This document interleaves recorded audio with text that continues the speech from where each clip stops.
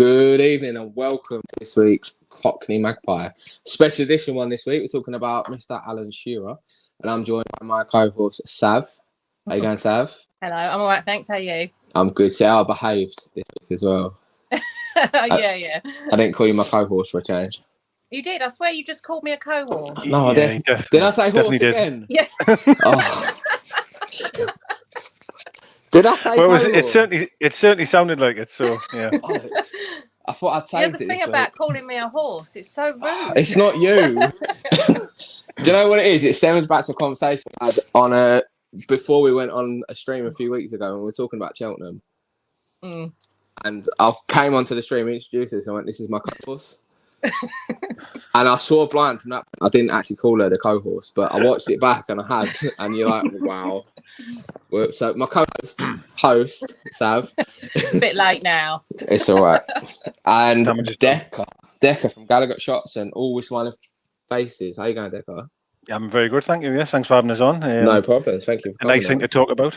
The best thing to talk. Do you know what it is? The last few weeks we've sort of based it all around seasons, but everyone's season has just gone into a Shearer loving.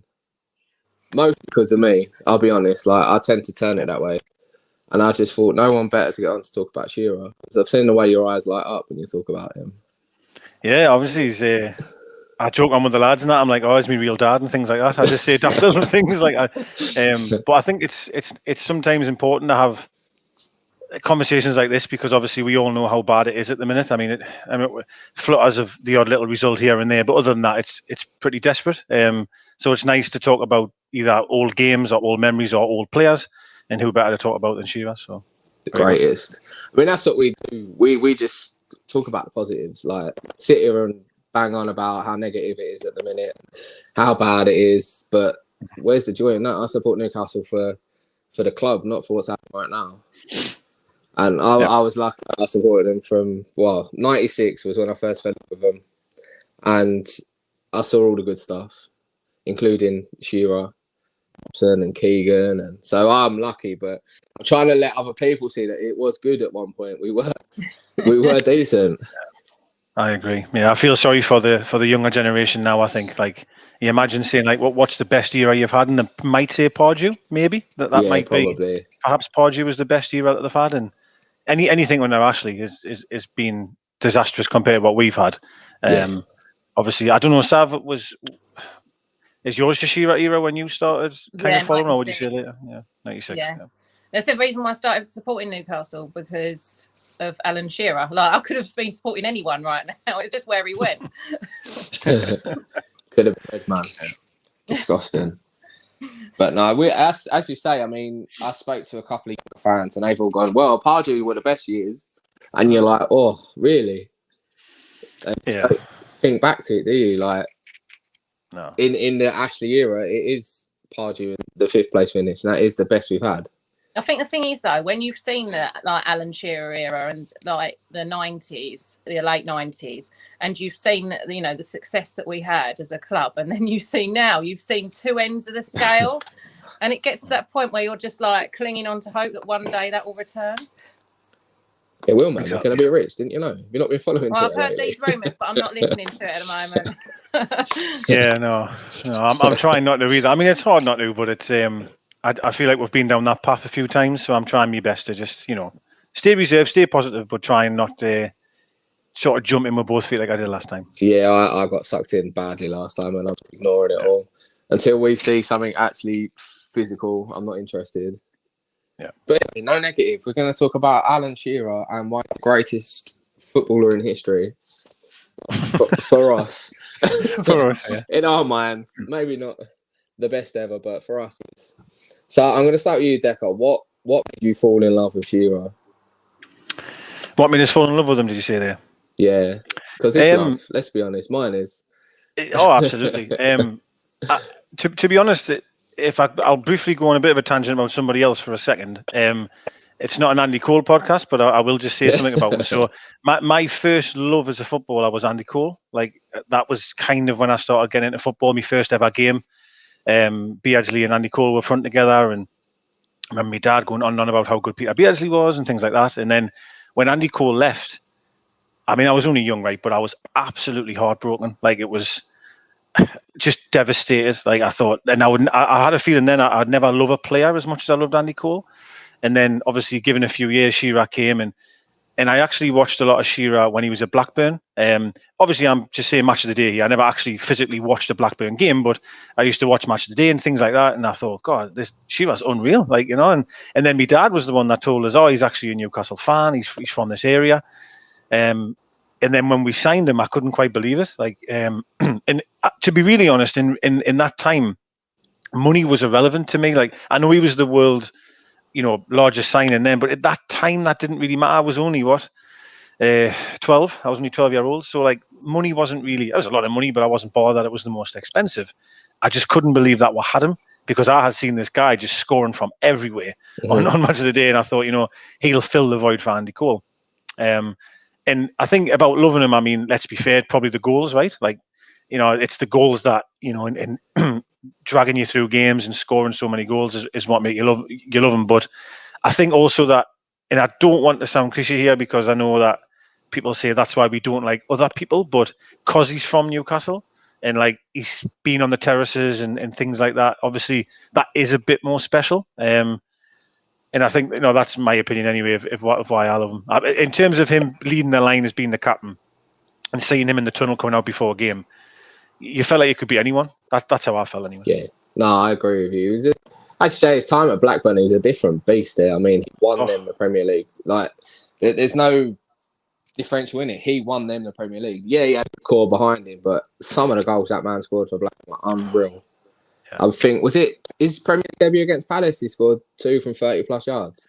I think he scored 3, but I think 2 of them were you know, as you say, long range efforts. Yeah. And him and Sutton were a fabulous strike partnership. And you know, just very briefly there, when you mentioned about like the good times of, you know, some fans think of just Pardew. Imagine being a Blackburn fan. I mean, obviously, they've went from winning the league and having Alan Shearer up front and winning the Premier League to now. I mean, it must be quite unbelievable. But you know, it was just also for our club to show that ambition as well, to go and buy someone like that. You know, to go and spend that type of money. I mean, as I say, when I was younger, I didn't really care about the money, but now, obviously, being an adult, I understand just how big of a signing that was and how much money was involved. That was huge. Look back at all the transfers that summer, like I think Ronaldo moved that summer and Figo moved that summer, but Shearer topped the list, and there was a reason he topped the list, was because he was flying. He was just at Blackburn. He was just phenomenal, absolutely phenomenal. He was the striker in the world at that era, that period of time. Yeah. Sav, what made you fall in love with Shearer? Well, I'm going to say mine was a little bit more shallow reasons for a start. You know, I hadn't watched football really before. My dad was like a plastic Man United fan, and my mum's a Chelsea fan, or wherever she lived at the time. I don't know. But yeah, so I quite fancied him, and I thought, I was only 12, but I thought me and him, I was adamant we were going to get married, and I stopped playing with my Barbies over it to pretend that I was like, you know, a real adult now and ready for marriage with Alan Shearer. But yeah, then he went to, and like Euro 96 was brilliant. Like I watched all of that. I got really into that. And I was going through a bit of a like weird time. You know, it's like when you get in near teenage years and like you have all fallouts with your friends and stuff. And actually watching the football really helped me through then. And then he signed for Newcastle. So I said I could have gone to whatever club he was going to. That was who I was going to support. And he signed for Newcastle, and I've got really, really into it. And it's just like, you know, like it's already been said, it was his passion. It was the fact that he could have gone and got more money and won more stuff at another club, but he wanted to play for Newcastle, and because that meant something to him, and that was his dream that he'd always had. And yeah, it's just that sort of drive. And like, you know, Deka said, the goals just, we don't see that much anymore. Well, we don't see it hardly at all now. So yeah, and he scored some absolute blinders. Like they weren't even just like easy goals, like they bumped off his body part. Like he could actually score some goals that not many other footballers could. So yeah, that was it for me, really. No, he's that sort of player. It's the same for me. It was his passion. As Deka said, it was I'm a Londoner. I get he's a Geordie leading the Geordies, and he just, every time he stepped on the pitch, you saw the passion, you saw the pride, and he went out and he gave 150% every game. I mean, how many games he can come off with a bloody head and Well, I mean, was it against the Mackhams where he had the thing wrapped around his head for like 70 minutes? Yeah, I think the game before, he had a broken finger. So I think maybe Villa. I could be wrong, but he's got like a busted finger. So you can see his fingers are like sort of taped together. His head's bleeding, like, and he's still leading the line. Whereas, you know, it wasn't so long before that. I remember Marcelino, for example, had like a bruised thumb and wasn't playing, and like it's just chalk and cheese, isn't it, in regards to you know what he was willing to do. And I mean, just to, you know, like I mentioned Andy Cole. I mean, Andy Cole wasn't a Geordie, and I absolutely adored Andy Cole. So it doesn't necessarily mean, because I know a lot of the media like to push this thing of the only accept their own and all that. That's absolutely incorrect. That's false. However, it was more special because he was one of us, if you know what I mean.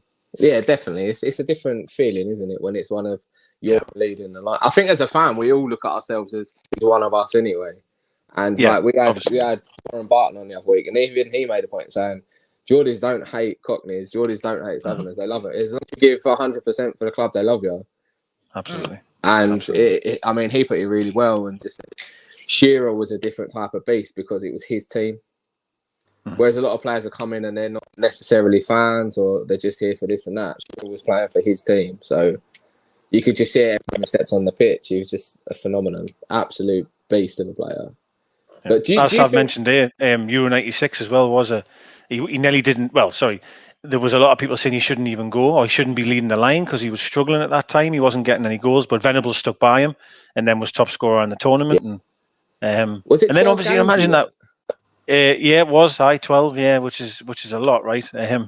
And to still keep the shirt and still lead the line, and then to think that we signed a player, you know what I mean? Like after becoming top scorer of the Euros, we've signed that player. Like it's quite unbelievable, really. Like, isn't it? Yeah. If you look at it, like in terms of we went out and spent the most money on any player in the world at the time, and he was just unreal at Euro '96 from one until we got beat by the Germans. He just left everything on the pitch. Yeah. For me, it's probably the best England tournament I've ever seen in terms of the talent we had. Yeah, when you look at the team overall, to be honest, I was only young, but I remember I've told this story many times. But my dad bought us an Italia 90 VHS. It was a video cassette, and I remember I just watched it until it burnt out. And that was when I really fell in love with football. Gaza was there, Gary Lineker, things like that. But Euro '96 is when I remember literally coming home from school and couldn't wait for the match and the national anthem. I remember there was one game where the guy was singing the song and he just stopped singing because the fans were just singing it so loud, and that we had some fabulous players then. And we should have won it. Let's be fair, we should have won it. And, absolutely. And to think Shearer was the one that was leading the line and scoring the goals again makes it even more special in memory. Definitely. Deka, I've got a question for you actually. Sorry. I've just had that come through for Deka. I actually thought that was someone trolling until I saw it from. No. Well, there might be a few others like that, but it's all right. We've got him now. Chris, he's here. Just but no, the Euro '96 was unreal. I mean, as you rightly said, we should have won it. That partnership he had with Teddy Sheringham, though, they were just firing men.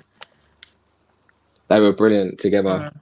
I mean, everyone always remembers the Holland game, which was probably the standout game in the tournament.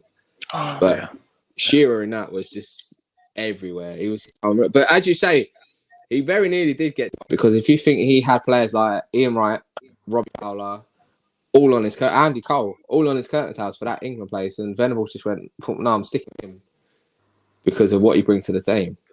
Yep. Just a different base. But right, we'll move on from that one. What is your best game that you've seen Shearer playing? God. That's hard. This I don't know if Sav wants to go first. Oh no! Don't ever throw to me first. Josh knows this. I didn't do game. I didn't realise that we had to have game.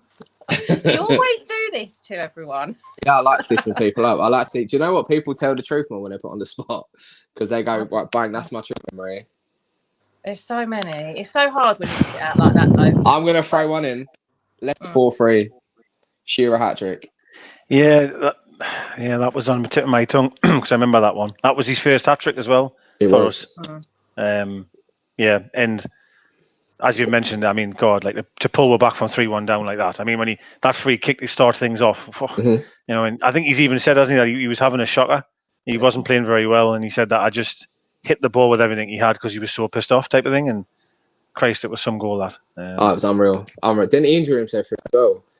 Aye, yeah, he did. Sure yeah. he was out for a few weeks after that, wasn't he? Yeah. But there's some.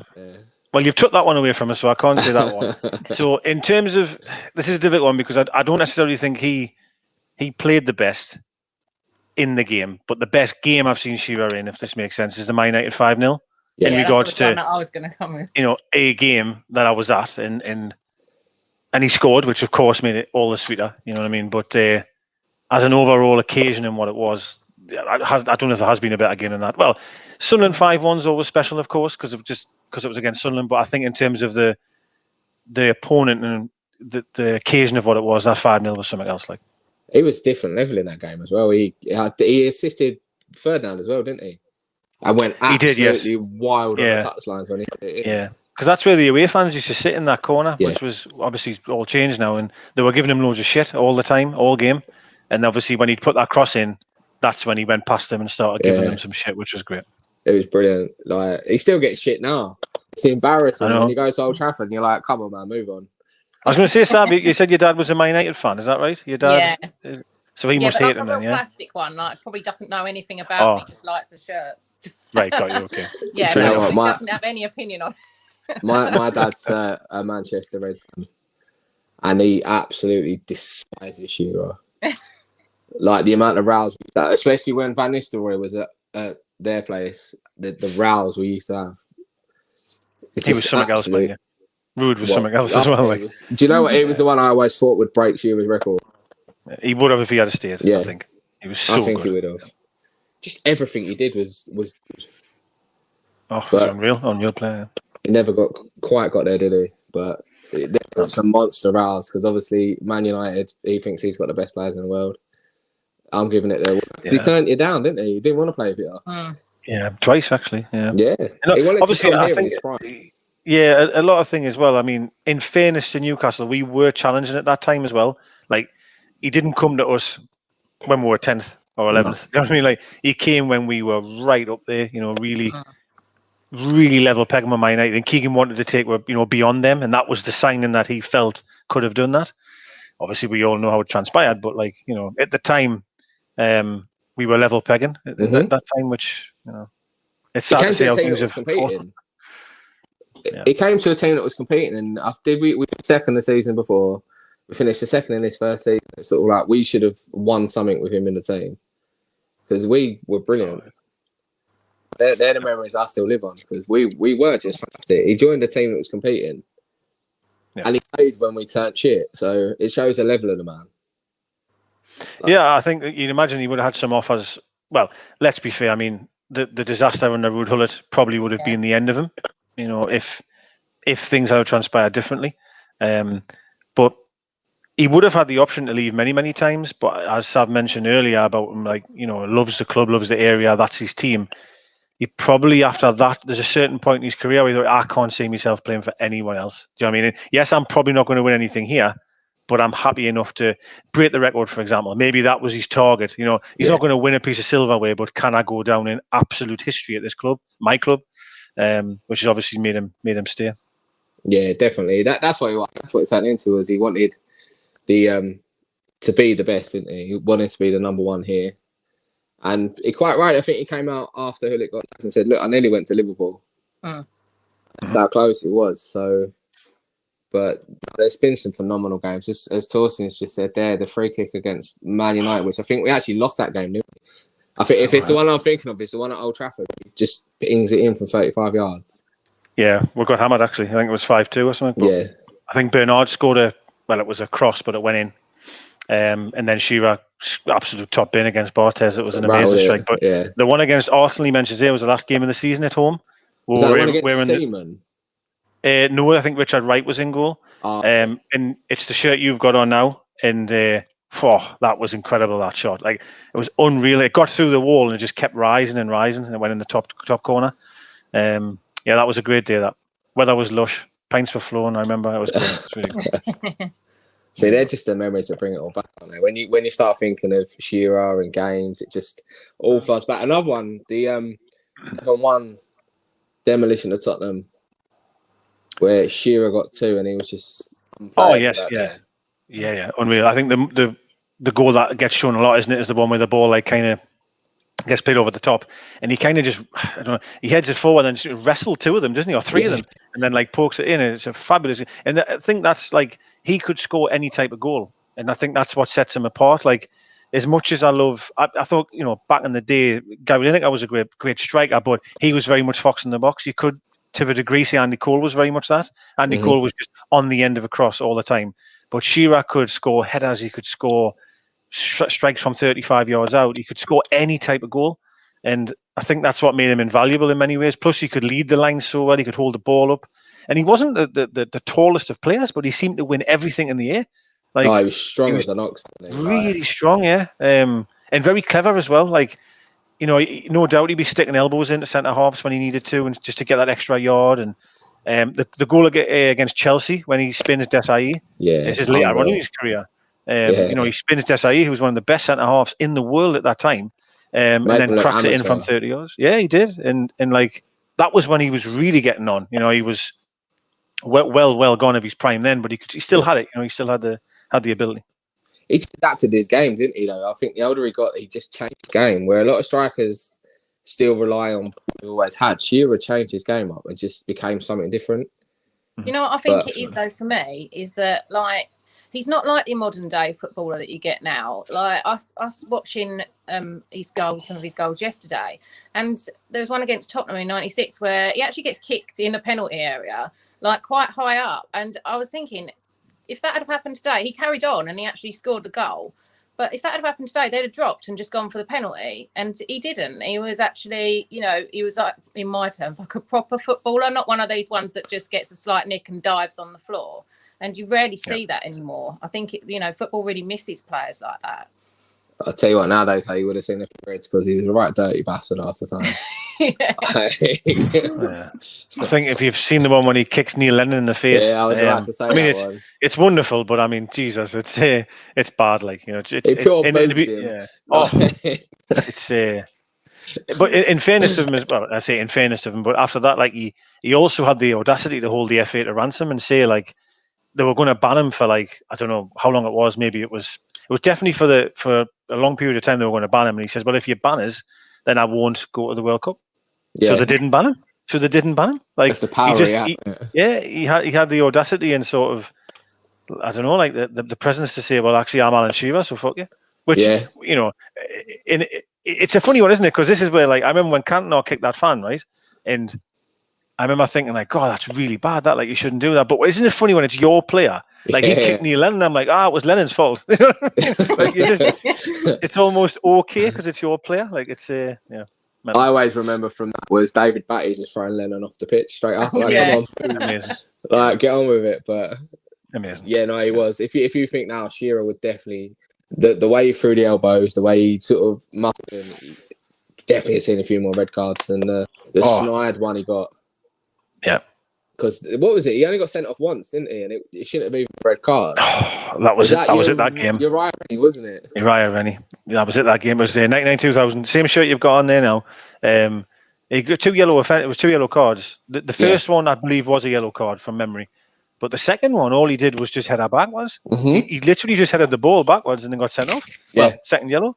I don't know if Uriah Rennie thought he was kind of, I don't know, holding on to the opposition, but honestly, it was even I can't remember his name now. He used to be a commentator on ITV. He was Villa captain, I think, and you even see him like put his hands on his head, like, go, what's he sent him off for there? Like, even he's shocked at the decision. Horrific, absolutely horrendous. It was just mental. Cause he was a little bit filthy, but it was never like except with Lennon, it was never malicious. I know, but it just showed what he needed to do to get into them positions. Someone's just brought up. I think. Go on. Oh, Roy that Keane was feud, brilliant. yeah, amazing. Yeah, that was I was at that game as well. I was sitting on my own that game. I remember all my mates were sitting in the Gallowgate, and I sat in the Leazes end on my own, and I just remember, I don't know, were you at that game at all? Did you? I was at that game. Or did you? Yeah. I remember when we were singing about Roy Keane at the end. Like, oh, it was just unbelievable, the atmosphere of that game. It was so good. Rocket. It always is against them, though. Like it is. Well, it certainly was. It used to be, and it's actually, I say that to be fair. I mean, when Matty Longstaff scored, which was very recent, the atmosphere was rocking then as well. So there is something still special. Yeah, the Richie one. Yeah, good point. Yeah, like those 2-1-0 games were two of the best games I've seen in recent memory, to be honest. Yeah, that's a good point. Yeah, Shelby bossed Pogba for 90 minutes, which is possible nowadays because the bloke can't run. Yeah, Shelby boss anyone's a surprise. But that feud was amazing. I mean, it seemed to just ignite from nowhere, didn't it? And you seen Shearer standing his ground, and there's no doubt he's probably a bit shitting himself. But I mean, of course, it's one of them, isn't it? Where if we were a Man United fan, we would all say, well, Roy Keane would have done him. But because we're Newcastle, we'd be like, no, Shearer would have knocked him out. No bother. Shearer would definitely have done him, man. Let's be honest. Yeah, it's crazy, isn't it? Like, you just instantly defend your player. The thing was though, like no one really ran to his defence from our squad. He just sort of stood there on his own. It was actually quite brave because I would have crapped myself, to be fair. Yeah, I think Beckham was holding with Keane, wasn't he? Beckham was trying to hold him back, and as you say, Shearer was just standing there, his arms by his side, almost going, "What are you doing?" Like, do you know what I mean? He laughed at him, didn't he? I think that's what enticed him the most. Shearer, if you watch back, he smirks. I wonder what has he ever said what he actually said to him? Because Roy Keane throws the ball off him, doesn't he? It's a throw in, and Shearer's wasting a bit of time, and then Roy Keane throws the ball at him, and Shearer they go quite close, and Shearer says something, doesn't he? And that's when Roy Keane just explodes. Wild, And I've never actually heard. I don't know if anyone's ever asked him. You know, I've been to a few Q&As with him, but that's never really came up. But it'd be interesting to see what he called him. Probably maybe nothing much really, because Roy Keane's just. And I will say, I actually don't mind Roy Keane. I think he's quite funny, to be honest. But he's great now. Oh, he's class now, isn't he? He's mint as a commentator. Yeah, him and Mika Richards together are brilliant. They're comedy gold, I must admit.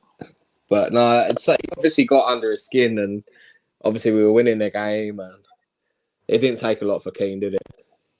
Oh no, definitely not. No. Another game that I remember him getting sent off was. Actually, no, sorry. I don't think he got sent off. It was he got banned late. That was the Champions League against Inter Milan at home. Yeah. So Bellamy got sent off early for kicking Materazzi up the height, and then Shearer got banned for elbowing Cannavaro. No, sorry, it was Cannavaro. Yeah, I think it was Cannavaro. And just interesting, didn't we? We lost them both. Yeah, which was huge. And it was interesting what you meant that because I always worry. Like I said, Duncan Ferguson, Shearer, VAR would have destroyed them players. To be honest, massively because. It would have, wouldn't it? And I mean, that one instance there that got looked at after the game, and I think Shearer got a 3-match ban or whatever it was, 2 matches, whatever. And it's because he was throwing his elbows around, you know what I mean, and just to get that extra yard of space or whatever. But as Sam said, I don't know how best to put this without offending anyone, but it was a rough game. It was a tough game. Then is that the best thing I can say? I don't want to get in trouble with anyone, but you know what I mean. You really, as you said with Shearer, you get kicked all over the place, and you would just carry on. You wouldn't dive. You wouldn't sort of fake anything. You know what I mean? Well, he used his elbows just to buy that yard of space, didn't he? He never really threw it in someone's face. He was just trying to buy that yard of space. No, he did it back then. He just did it really well. Yeah, he wasn't the quickest of players, was he? Let's be fair. You know what I mean? So obviously he needs that little bit of advantage. And I still say, across in the box, I don't think there's anyone better in the air than him. No. In terms of being in the air, and he used to come up, push off defenders, maybe elbows, maybe the odd push here and there, but he was so clever at finding that yard to be able to get the header in. And as I say, for a guy that wasn't that tall, that big, he could score any goal, but headers, he was incredible at headers. Brilliant. Well, so powerful. He's got the second most in Premier League history, isn't he, after Crouchy? Yeah, that's right, yeah. Which obviously says something about him, because he's not massive. No. It's understandable Crouch is first, right? He didn't make the jump, did he? He just nodded in. Right? Yeah, exactly. Yeah. When you're about 10 foot. Yeah. But you were saying about Banyard. I was watching a thing the other week, and there was assessing old goals, and the one against Villa, where Rob Lee crosses it over and he knocked it back across Schmeichel. It would have been disallowed nowadays. Can you imagine? He was offside, yeah, I know. He was offside. And you're like, wow, you would have wrote out one of the best goals in Premier League history for a shirt being offside. Well, we've went into a tangent because this will be my fault because I'll do this all the time. But you mentioned favourite goal, didn't you? Is that what you said? No, did you say that or not? Did you say favourite? Because that is my favourite. That one. I'm not saying it's best, but it's my favourite. Yeah, that Villa goal is incredible, absolutely incredible. Against Schmeichel as well. I think that makes it even sweeter because Schmeichel. I know he was a bit past it then, but he was still a great goalkeeper. Brilliant. But he was a unit, wasn't he? Yeah, he was, of course. And again, the audacity to try that from there, or with the instep volley like that, it's just unbelievable. I almost missed that goal as well because I was going for a piss. I always remember that. And I stopped at the concourse part just before Rob Lee collected the ball, and I stopped and I just waited. And this guy told us to move. He went, "Shut out the way." So because I was blocking his view, to be fair, and I waited around the corner, and then he scored, and then I ran back round and started hugging that bloke. I always remember that. Yeah, it was great. Well, the whole move was brilliant. I mean, Rob Lee was different class. It was. I still think he's one of the most underrated players that's ever pulled on a black and white shirt. Yep, the precision of that pass, and then he took the piss out of him, didn't he? Lee went, "Well, you was crossing it," but you look back and you think there's no one else in the box. You see him glance at that top corner, and you just see him tap it. There was no malice in it. It wasn't your normal Shearer rocket. It was a cushioned volley into the top corner against arguably the best goalkeeper ever. It was unreal. The angle of where he was at is what always shocks me. Like, it was, he just had no right to try that. Yeah. To be honest, like, so it over the defender as well, because he would have been unsighted on it. It was disgusting. Absolutely unreal. And the celebration, I know a lot of people, and everyone loves the one arm. It's iconic.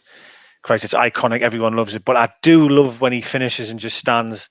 And he did on that. He apparently said afterwards that he was just shattered and couldn't be asked to run. That's why he just stood and put his arms up. But there's a few times where he scored a goal and then finished like that.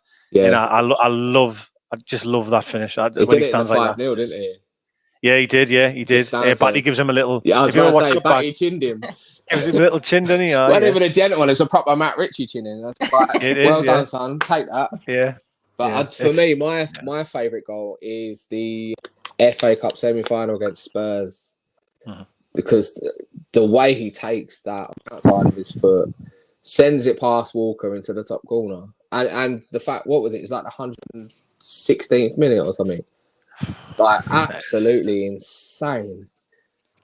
It's the angle, the way that he hits it as well. The ball's like coming across him, which makes it even more impressive. He like cuts across the ball, which obviously in off the bar, but that is an incredible goal. That one, like, beautiful goal. Like, for me, that's my personal favourite. Sav? Yeah, I said it earlier. Actually, I didn't mean to. It was that one in '96 against Tottenham, where he chests it down. There's like three around him. And as I say, there was a flying leg going about, and you'd think like nowadays they'd just drop like a sack of spuds on the floor. I won't say, but and then he just taps it in, like doesn't even notice that there's like so many defenders around him. And I think that's like I said, that's something that you really miss in the Premier League now. It's just gone too soft. Soft as shite. I would agree there. But I mean, there's so many favourite goals. Like, let's be. I mean, well, I don't know. Have you got another question? Because I'm not ruining any more in case you've got more. I've got. Do you know what? I've got favourite goal and I've got best goal. Well, there's only one. They're two different ones. If we disagree, because you're going to say Everton, aren't you? Oh yeah. I'm not. Okay. I'm going to say the Chelsea one. As his best. Desai one when he spins Desai. Okay, that's a great goal. Jack agrees with the looks of it. I was playing golf with him. He's just hungover. I was playing golf with him today. He's just hungover. He doesn't know what he's talking about. For me, no. It's a fabulous goal. It had everything. It just showed you what a striker he was. Like, the ball's played into him, and he holds Desai off for 10, 15 yards before just rolling him. And at the time, Desai was probably up there as one of the best centre-halves in the world. And he rolls him like he's a schoolboy. And then he smashes it with such precision. The bottom corner, it doesn't even fly into the top corner. It flies into the bottom corner. And that, for me, is his best goal.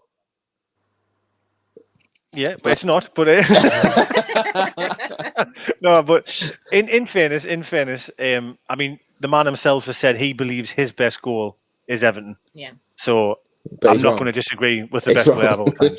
No, that Desai one. I mean, the goalkeeper's also beaten all ends up. I mean, Kudachini, isn't it? And goal just doesn't even move. But the one against Everton, I mean, the power, man. The power. It's unbelievable. Like, every time you watch it, it's almost, it sounds daft, but almost not real. Like, when you see the camera move, it's just so fast. And plus, at that time as well, I believe we were losing and we ended off winning, but we were losing at that time, so it was a huge goal as well. The pitch was minging as well, wasn't it? Not that it matters because he volleyed it, but like it's just it was an awful game of football. Remember back to it. It was a really shit game of football. Yeah, it was. It wasn't good at all. But that goal, like, I mean, he's just got no right to shoot from there, has he? Like, he should really probably take a touch and maybe then have a shot. But to just take it like that, the way he did, it was fabulous. Well, that was what he said. Precision as well. Go on, Sav. There's a precision as well. You know, if you're putting so much power into a ball like that and the distance that it went, and you know, as Deka said, that Alan Shearer himself said that's his best goal. So you know, your opinion is invalid here, Josh. No, listen, Alan. Hey, what do you know? What the way he struck it, it even said he couldn't have hit it any better if he tried. No way. Like, I mean, if I hit it like that, it would be at Central Station. Like honestly, it would just like because he hits it with so much power. Like he's right. He also said if I tried that again, it would probably like clear, like be out St James's. Do you know what I mean? It would just be gone. But in that moment, again, like it's that moment, that one time when you've got an opportunity to produce that, and then he does it. It's just unbelievable, isn't it? It's just. Well, it was either Rosehead or top corner, wasn't it? It was no in between. It was, yeah. Like, yeah, it was, yeah. It was, no, it was brilliant. But there's been so many. There's free kicks that he smashed in 35 yards. There's headers, and I'll always remember. Was it the header against Sporting Lisbon when we beat them in the finals of the UEFA Cup? Yeah. Like for me, it was a special goal. You think of the ones in Milan, like when we drew, it was 2s each in a Milan away, San Siro. Huge goals for the football club in regards to what we were at that time. To be in the Champions League and to be leading in the San Siro, do you know what I mean? And Shearer scores the goals. They're not the best goals in the world, don't get us wrong, but like he scored them. Do you know what I mean? That's what's important. Do you know what I mean? And another goal to mention. I mean, I was at this game, but I was actually sitting in the Sunderland end. It was the last goal he ever scored. It was that penalty. And I was at that game, and I was with my friend who was a Sunderland fan, and I couldn't get a ticket in the Newcastle end, so I sat in the Sunderland end. I took as everything I could possibly do to not celebrate that moment, because the first half we were absolutely shit, horrific in the first half. We were 1-0 down. Chopra scored to make it 1-1 within a second of coming on the field, and then next, like 2 minutes later, Shearer gets a penalty, and it was just like, and it was how much the pressure he must have felt then, because it was his last opportunity to right so many wrongs, or certainly that wrong against Sunderland all them years ago. And he just drilled it top bin. If he always used to go top left when he used to score. Mostly it was always top left. And it was a great penalty. That. Yeah, the pressure was unreal. But talking about that game, that the moment he limped off, like that broke me. Like it was horrible. Yeah. If you think back to it, I don't even really remember. I know we beat them 4-1 and we were brilliant for the rest of the half. But watching him limp off, you just knew.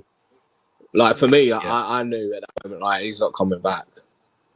Yeah. But if we're talking penalties, you've got to talk about the pressure of the penalty in the testimonial.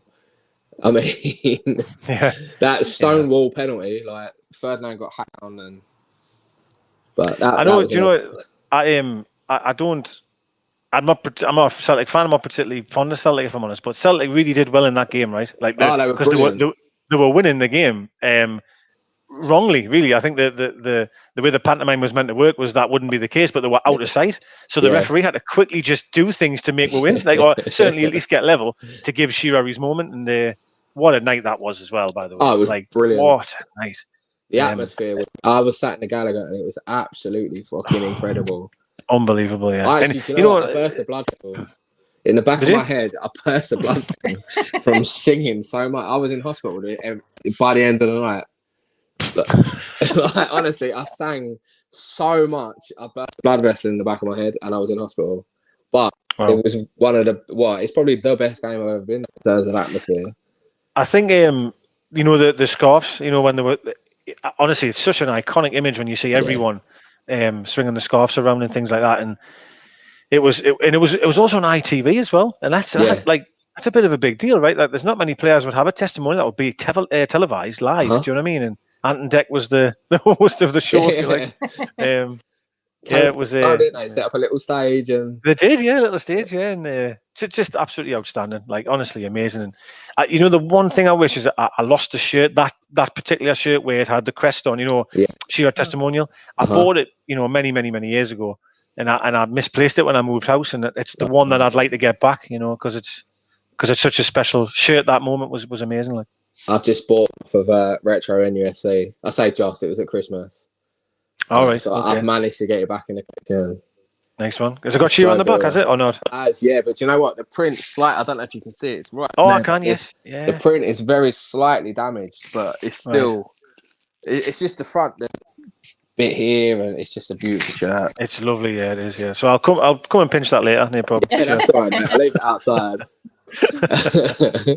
It's like my match one double XL right now, you know, because it's definitely match one. Yeah, he's saying that the shirt that he's got on now apparently is player worn, but it's a double XL. I heard when I was waiting to come on. It fits me. Yeah. So I feel like I was ripped off a bit, but you know, I wanted a shirt, so I'm not going to complain too much.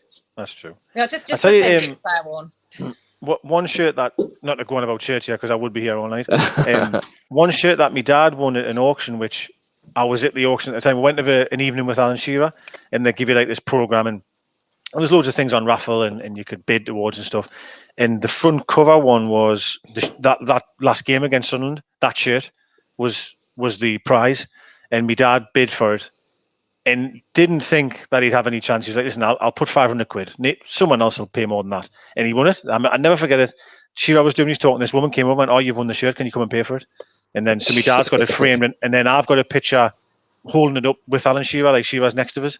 And then he's got it in a frame now. So, and then we've got the ticket of the event. But to have that shirt, his last ever goal, technically, is pretty awesome. Like. Unbelievable. What a piece of memorabilia that is. Yeah.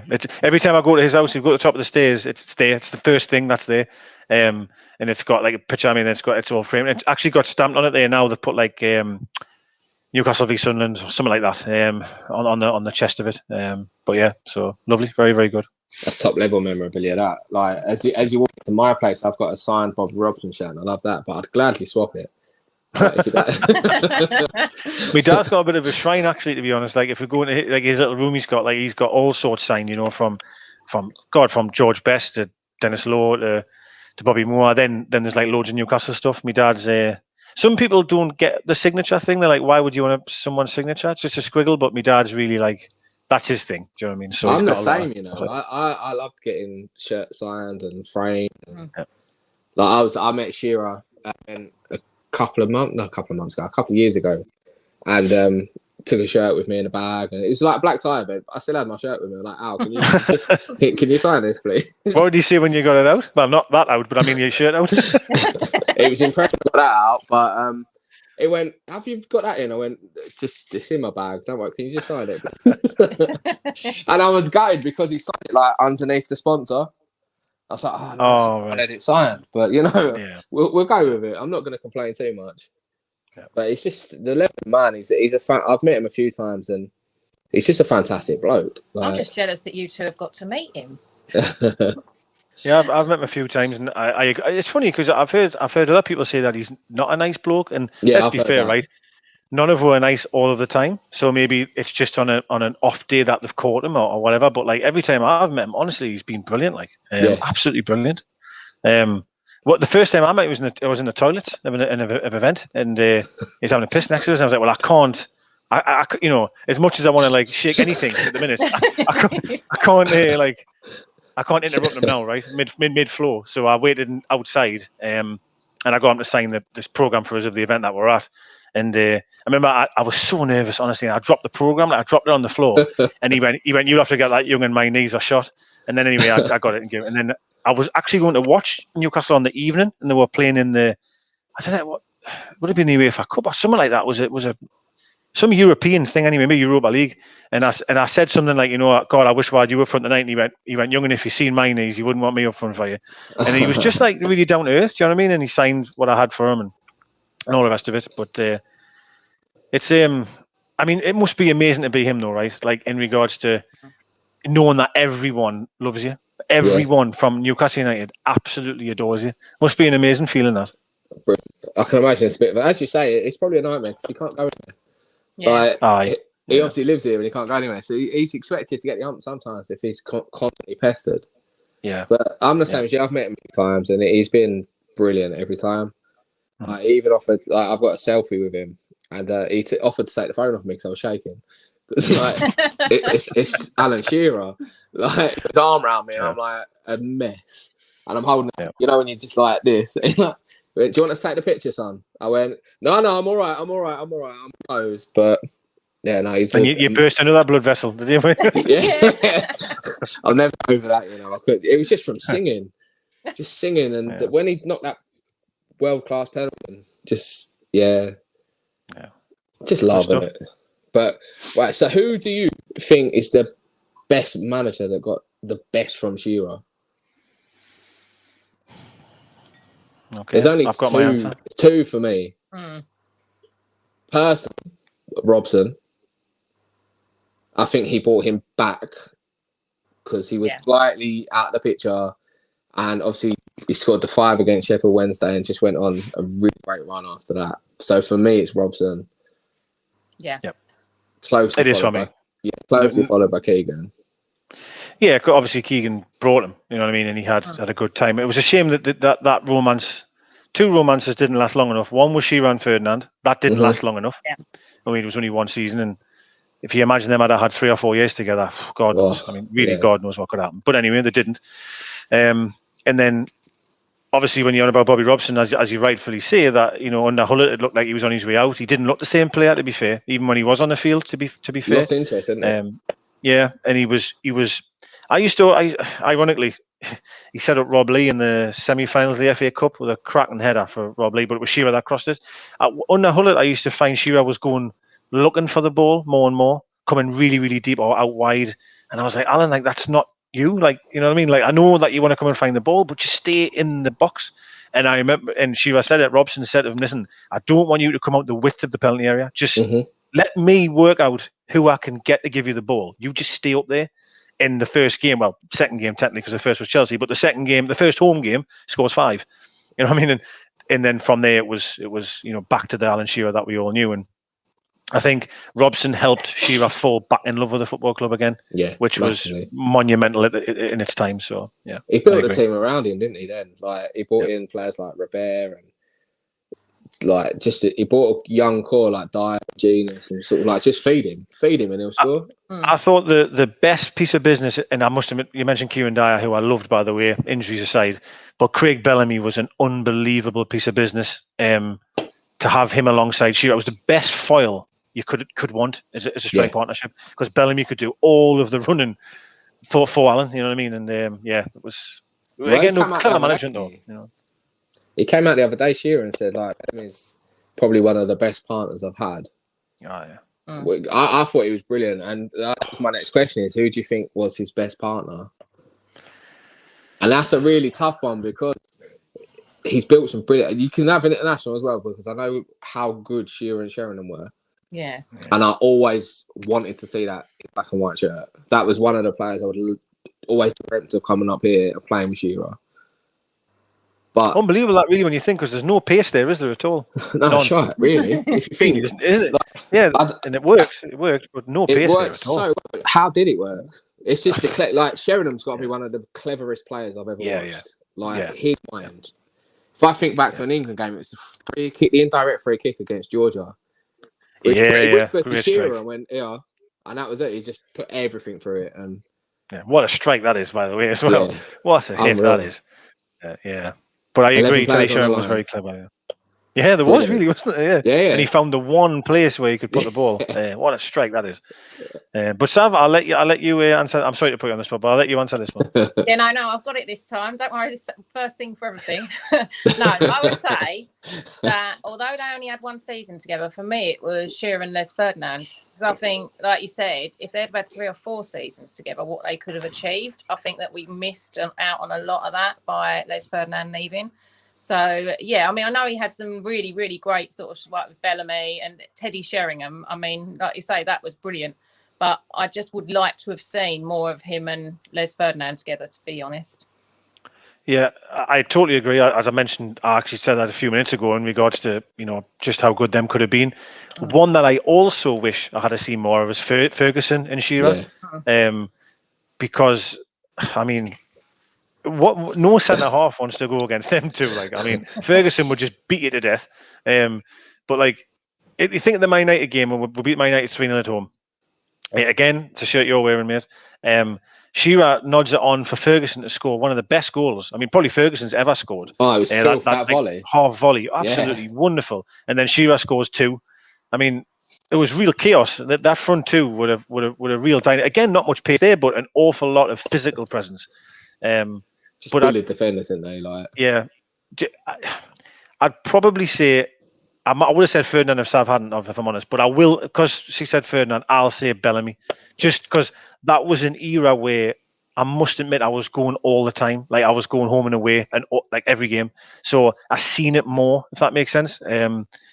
And Bellamy and him worked so well. You had Robert and you had Solano. There were so many pieces to that puzzle, don't get us wrong. But it was just the energy and speed that Bellamy had. It made Shearer's job a little bit easier because he had Bellamy around him. Yeah, no, I agree with you. I think I said the other week, I think Bellamy and Shearer is the best partnership because it just had you're right, they had the link with Robert and Solano and speed sitting behind, but them two together were just. I always say I think Bellamy was massively underrated as well. Totally agree. Yeah, totally agree. Like, if you watch back to what he actually did, he played everywhere. He didn't just play alongside Shearer. He was put on the wings. He was put behind Shearer But yeah, no, Shearer and Bellamy for me were just different levels.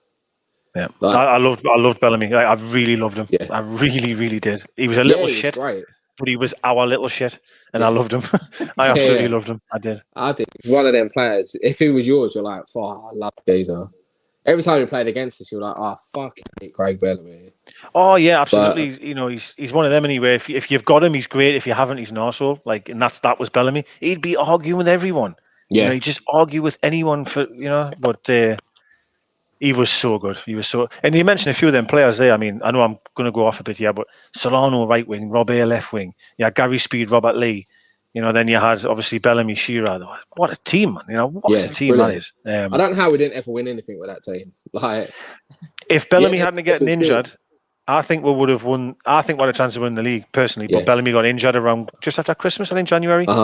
And that was it. And at that time, we were at the top of the league at that time. And I still think a lot of people forget the Robson season or the Robson era, if I'm honest. People just think of Keegan. But that team that Robson created was unbelievable. It was absolutely unbelievable. That's the team for me.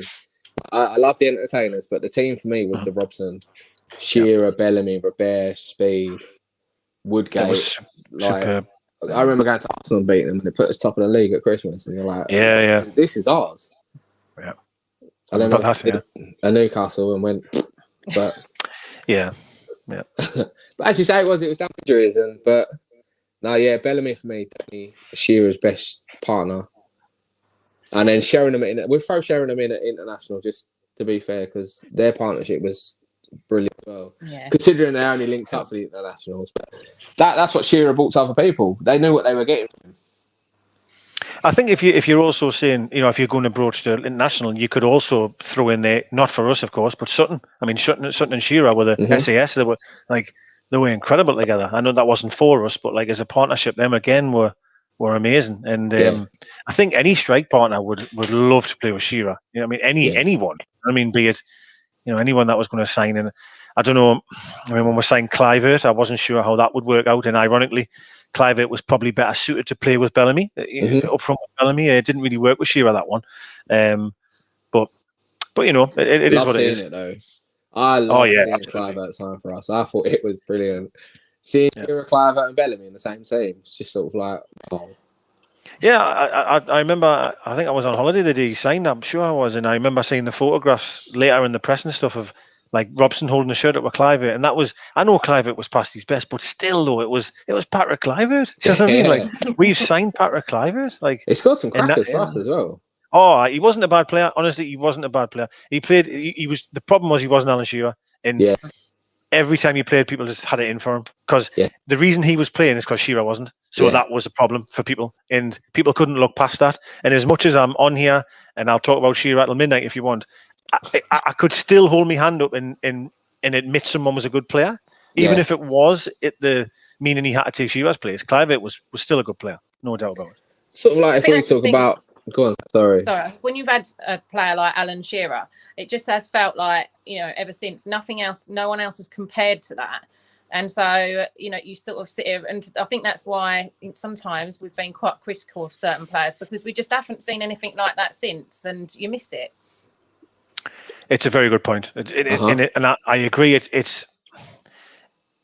Shearer has done something, right, which is, it probably comes around once in a lifetime, right, in terms of what one player can do for your club. And we almost, I wouldn't say all the time, but we sometimes ask every player that gets that shirt to do that, right? Mm-hmm. We want you to be the next year. Cisse got it, and Cisse was unreal for I've always been a big fan of Cisse, but everyone just bins him off because he ended poorly and he didn't keep it up. But he was absolutely electric for 25 games or so. He was unbelievable, Unplayable. And then it is a huge tag, isn't it, to come into this club and lead the line, because, as I've seen, like, people look at the Shearer era and think like, oh, well, is he the next Shearer? Is he the next one that we can pin everything on? Mm-hmm. And unfortunately, I just don't think the club at this moment in time can sign a player that's capable of delivering that. We're just not at that level. And I don't think there's many players out there that are at Shearer's level, certainly at that time anyway. Yeah. Do you think we've ever had anyone that's come close since? Like, not obviously to the same level, because Shearer's Shearer, and no one's ever going to come close to what he delivered for the club. But in terms of the striker that comes out, is there anyone that's came in and you thought, do you know what, you're probably the best thing since Shearer? Well, for me, this is hard because I always get split with these two. I really do. I absolutely adored Demba Ba. Mm-hmm. I thought Demba Ba was incredible. I really did, and I was devastated when he left. Cisse was unreal. Let's be fair, unreal when he first came. Just scoring goals for fun from any angle, all daft goals. The player who I thought could be was Andy Carroll first time round. Mm-hmm. When he first came up the ranks, and he was really, because he was an old-fashioned style centre forward. He was strong as out. He'd header a wall for you. I really felt that if we, coming up from the Championship, he would be the next guy. Do you know what I mean? And then unfortunately he went to Liverpool, or almost ruined it overnight, almost. Yeah. So that ruined it, and obviously he came back far too late. So that's been and gone. But it's a difficult one. That I don't know what your thoughts are on that. Like, it's hard because I think Shearer was such a pivotal linchpin, and he was that number one for so many years. For me, and I said it a couple of weeks ago, Demba Ba is probably the only one that I thought, do you know what, you could do what Shearer did. Not to the level, but I thought he delivered consistently. Mm. I agree with you about Cisse as well. I thought he was phenomenal for, about 30 games. He was just untouchable. Oh, yeah. Like, some of the goals he scored were absolutely insane. And you see Cisse there as well. Like, I mean, you're right, totally right. As I've said myself, like it was 20 odd games and 20 goals. He was just scoring every single game. It was Cisse scoring. But there was a time where, certainly the Europa League sort of era, back end of that, he was scoring some important goals. And I also was watching only just recently, last minute goals against Fulham, rings a bell. Like last minute, and this was keeping us in the division. So he may not have scored as regularly, but he was still scoring important goals for us. But I just feel that like he started so red hot, he could never continue that. Like he was never going to be able to be 50 and 50 striker or 100 and 100. Like, and that when he first came, that was his ratio. So anything from there was downhill. And I feel like that's what set him, unfortunately, like an unrealistic target, if you know what I mean. Yeah, definitely. He was just a phenomenon, though. Like, he came, but you're right. He scored, I think, went on a spate. He scored last minute against Fulham, last minute against Palace, and last minute against. That's right. Yeah, and sort of right. Yeah. But they're just great merit, and the way he did it, he was just a poacher. Yep. Yeah, he was offside more often than not, but he was offside because he was trying to get into that position to score the goal. Well, he was a bit like Lovenkrands was like that. Lovenkrands used to. We're going on about all sorts of players. Yeah, sorry, I apologise. It always happens to me. This, but Lovenkrands would always be buzzing around and always on the shoulder of the last defender. And when we had Cabaye in the team for Cisse, Cabaye would find him because he was 2 or 3 steps ahead of most of the players. So he would find Cisse, and there was so many times. I remember, honestly, I was there, and Cisse would be given offside, and there was a guy behind me who used to go off it about Cisse, and I was like, yeah, but if that pass had have come 30 seconds earlier, which it should have, he was onside. But by the time we found him, he's offside. So it was sometimes Cisse's clever movement but we weren't clever enough to give him the ball. That's what I'm trying to get at. You know what I mean? Definitely. I think if you talk about it like that, the caliber of players we had with Shearer were always at level, weren't they? You always had that support.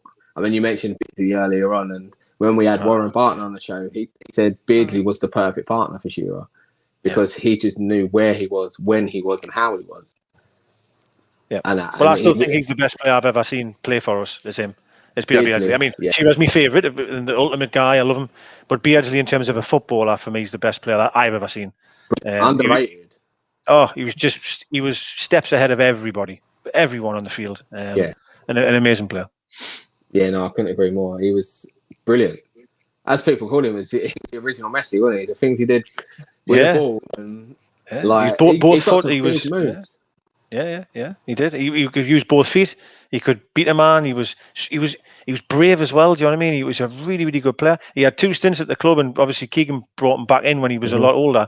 But he managed to. He was a perfect foil for Andy Cole when he came back in, and then obviously changed his role again for when Shearer came. You know what I mean? He was a fabulous footballer. Fabulous. Like, he played played the number 10 role, didn't he? Behind Shearer at Ferdinand. Even when Esprit coming, he just moved back a little bit further and a little bit further, and he adapted to the team. And he was different class. Like, Matt, I just always think, what if we kept that core of players together under Dalglish? What would happen? Like, I still think we should have won the league more than once. 100%. Yeah. I still got no idea what Dalglish was thinking. If I'm honest, how you could strip that team away like that, you know, Ginola and all the rest of them, and then bring in, no offence to John Barnes, he was a top scorer at that time, but John Barnes and Ian Rush and people like that, it still boggles my mind now, to be honest with you. It really is. I don't even think Steve Bruce is that bad to do that. You know what I mean? So Bruce he took a team, it's fantastic, and went, I don't like you. You can go to it. I don't want any ears. And obviously the story with Les Ferdinand, like, you know what I mean? It was Shearer broke his ankle and he wanted Les Ferdinand to stay, but the deal was already done. Yeah. And Ferdinand says, like, you know, you don't want us, and I've kind of already signed for somebody else. Like, what the fuck? Like, why would you want to get rid of him? Like, why would you want to get rid of Ginola? Like, why would you? I just don't get it. I just don't get it. The team. It's just the drama that's Newcastle, though, isn't it? Really, random things that happen. It's always been drama. It's a drama club, isn't it? It really is. It really, and it's draining, isn't it? Though it's draining, isn't it, on you? It's just. It ages it's tiring. Yeah, definitely. You sort of forget that was like 30 years ago. You're like, wow, this is what it still feels like yesterday to me. That's all still feels like the goals that we've just been talking about Shearer there, these goals, the FA Cup goals, the Everton goal, that just seems like a few years ago. Yeah. But I think the Everton game was 2002, I think. Like, Jesus, like, God, it's a lifetime ago, but it's still, when you talk in the moment like this, it still feels relevant to you. Like, you know what I mean? Like, even when you were talking about the goal against Sunderland, I mean, 2006. It would have been, yeah. So what was that, 15 years ago? But for me, I remember all of them. Like, I was watching with the kids the Shearer, all the Shearer Newcastle goals. You sit there and go, I remember this one. Watch what he does here. This is where he peels off the defender. And you're like, it's just, the man brings the memories. And for me, he sort of makes the club what it is. And he's still getting now, and he's just a phenomenon. He's just, for me, the greatest player that we've had at the club. Oh, easily. And we'll never have another one. I don't think, and not in my lifetime anyway. You know, we'll never have another Alan Shearer. Like, never. No I can't see where they'd come from. It's someone who gets the club, gets the fans, understands the passion. He brought everything with him. Yeah, and he's still. Never know, though. We might be getting Mbappe and Messi soon. So I'd rather take Haaland. Oh yeah, we can have him too. We're going to be rich. We'll just buy them all. We'll just buy the league. Be fine. We don't mind. Take him. Yeah. I would love to see him, like, you know, kind of end. Really, for me, is like, obviously, if that did happen, and you know, I actually asked Shearer this question on our podcast on the Gallowgate Shots one. I said, like, if everything aligned properly and the club got taken over, would you like to come back? I'm not saying as manager or coach or anything, but like, is there a position? And he was like, yes, like, he would love to. And I've always said him or Kevin Keegan should be an ambassador for Newcastle. Like, you can imagine them in a COVID-free world in a sense, but like, to go around the world and, like, you know, telling people about Newcastle United, telling about the fans, the area, you know, really selling the club to them people or to anyone. And I feel like Shearer's the type of person, if we were trying to sign a player, you'd want Shearer in that negotiations room. You know what I mean? Obviously not talking about pounds and pence here, but like just telling them how much the fans will love you or what the club means to the fans, things like that. Do you know what I mean? And I don't think anyone would be better than that, than Alan Shearer. I really don't, because as you've said before, he gets it. He's done it. He's been there and done it, got the T-shirt. And I feel like there's a real job there. The club is missing out there, and that's because Ashley's an arsehole. But like, hopefully if we do get taken over, maybe it's not this time, whenever we do, Shearer will be able to come back and have some kind of role like that. Definitely. I think he will. I think it's made for him, isn't it? Like, if anyone's going to sell the club, him, he's a fan. He gets it. He's passionate. Perfect. Exactly that. That's it. I think that's where we're ending. It's just saying what a great man he is and how he could sell the club. And I'm going to say thank you to Deka for joining us tonight. Yeah, thanks for having us. Sorry if I've gobbed on a bit. I apologise. It's just when I talk about this subject, I can't stop. it just, do you know what it is? When you talk about him, I found it a few times, you just lead into other things because there's so much that he's done for the club. Yeah. There's so many avenues that it leads you down because he's had so many great partners, so many great teams around him. He's had shit around him. I think people tend to forget the shit team he played in and the injuries the man had. He's still the all-time Premier League goal scorer. I mean, he missed 3 seasons, give or take, through really bad injuries. Yet he's still the number 1 goal scorer in the Premier League. He's the number 1 goal scorer for Newcastle United. And I just hope Harry Kane gets sold abroad and that record can live forevermore. Actually, someone's actually asked, do they think Kane will break the record? And I honestly don't think he will. It's going to be close. It's going to be close, but I don't think he will. I think he's going to go abroad. Well, if he we can all hope. But that's all we can do, Sab. That's all we can do is hope. Because if he leaves Tottenham and goes to Man City, or, do you know what I mean, to win something, we're done. We're done. Because he'll score 5 a game there. You know what I mean? Like, we're done. So because Tottenham won't sell him to Manchester United, and they won't sell him to Liverpool. It'll only be City or abroad. So we can just hope Madrid need it. To be honest, that's all we need. Yeah, that's all we need. Yeah, but I still don't think he'll catch him. I think if he stays in this country, and even if he stayed at Tottenham, I think he'd break it. But if he left Tottenham and went to a bigger club, the record's in serious doubt. So for me, I'm just hoping that moves abroad, and then that ends that chapter. Because I want that record for Shearer to stand forever. Yeah, that's ours. That's all we've got, really. It's the only thing we've ever won, isn't it? Really? That's what we've got. Yeah, we got the record goal scorer. It's not the same when you say, he's the second record goal scorer. Exactly. It's not the same, is it? No, it's just. I hope it breaks because for me, it's the greatest striker in league history. But we'll end it there. Thank you very much for joining us tonight. Cool. And we'll no problem. see you all soon. Thanks very much.